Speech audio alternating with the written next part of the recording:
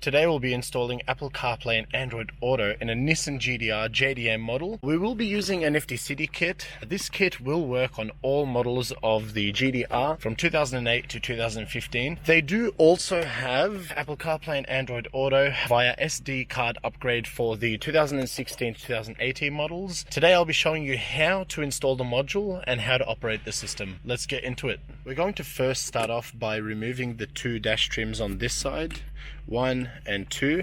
What you need to do is you need to go ahead and grab a dash removal tool and you need to pry them out from the inside out towards you just like that, and then just grab onto it, work your way up just like that, and do it for the other side now just like that.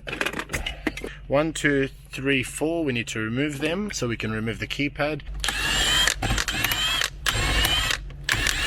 You then want to grab this one and pry it out towards you just like that, and remove the 3 connectors from behind just like that, and then you can pry this out towards you. Go ahead and remove the connector from behind just like that. We need to go ahead and remove the 2 screws below the screen, 1 and 2. There we go. Then go ahead and remove the trim around the screen.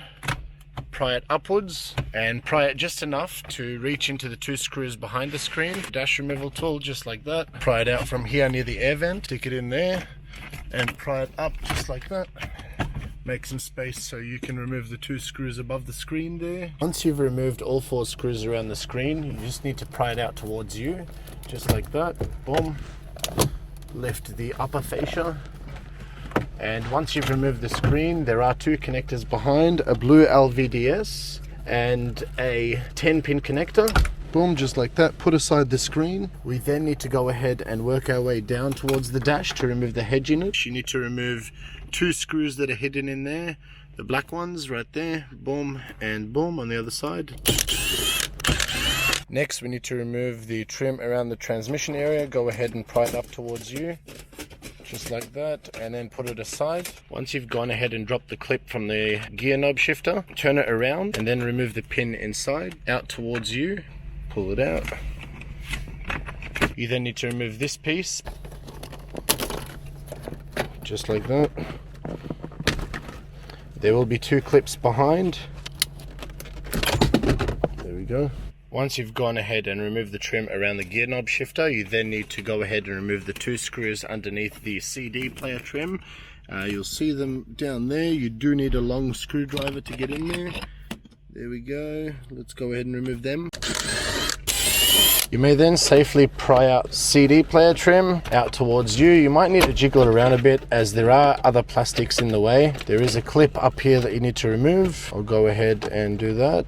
Pull it out to the left. There we go. Go ahead and remove this trim. It might be easier to work around from the side of the Headunit so you can hide the module at the back. Go ahead and pry it from the bottom and then pull up towards you. There we go. And that way it'll be easier to work the back of the Headunit so you can hide the module. Remove the air vent here and pull down the carpet, and we're going to hide the module back here just there. Go ahead and remove the 2 screws for the Headunit at the bottom. You can go ahead and pull out the Headunit just enough to be able to play around with the connectors from behind, so you can go ahead and connect the relevant connectors. I'll go ahead and disconnect all the connectors that I need for Nifty City and put them aside. Okay, I've gone ahead and collected all 3 connectors that I need from behind the Headunit. This size, that size, and this one. I'll go ahead and connect the relevant adapters from the Nifty City box. I need to daisy chain all the connectors here.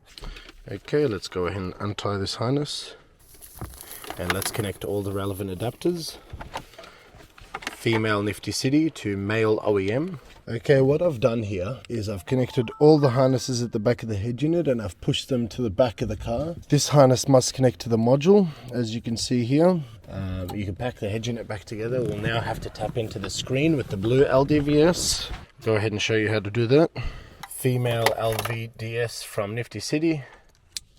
This male one will go to the back of the OEM screen, and this will go to the module. So go ahead and feed that wire down the dash so we can prepare it with the main harness. and have this ready for the screen when you connect it. There we go, just like that. Okay, I've put the head unit back. I've tapped in the LVDS, connected all the connectors from the back of the head unit, gotten ready these two connectors for the module for when I hide it at the back of the car there. Okay, so before you go ahead and fully commit to putting the car back together, it's best you lazy slap the pieces back together and test the module. I've gone ahead and connected it there. Let's go ahead and switch over to the module. We hold the back button.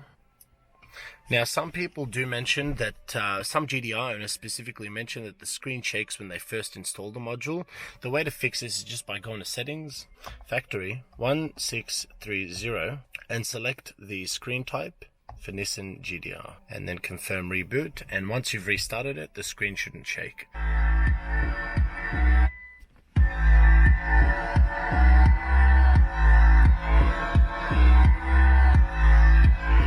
Put the two screws back, and then two screws underneath as well, underneath the screen, so the plate can sit correctly. Go ahead and pop this fascia back down onto the screen, just like that. Boom. And then from the top here, CD player trim, that connector at the top.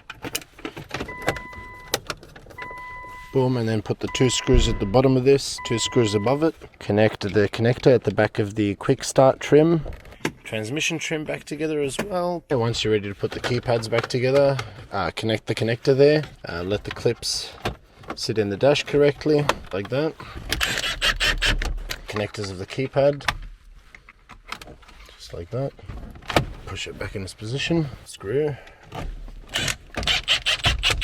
Go ahead and neaten up the cables and then pack the module back here. Connected a lightning cable that will permanently leave in the GDR. Put that lightning cable in the cup holder. Close the trim on it just like that. Pack more of these wires here. Make sure the module is in a good spot, which it is. Here the module is packed very neatly and all the wires, and the trim will now cover that. All covered. Would you look at that? Last piece. Okay, how's that? So the car's back together. And we're going to go ahead and switch over to the system. So we'll hold the back button. Cool. I hope this installation helped. And if you have any questions, please reach out to Nifty City and buy your kit there as well. So there we go. There's the installation for you guys.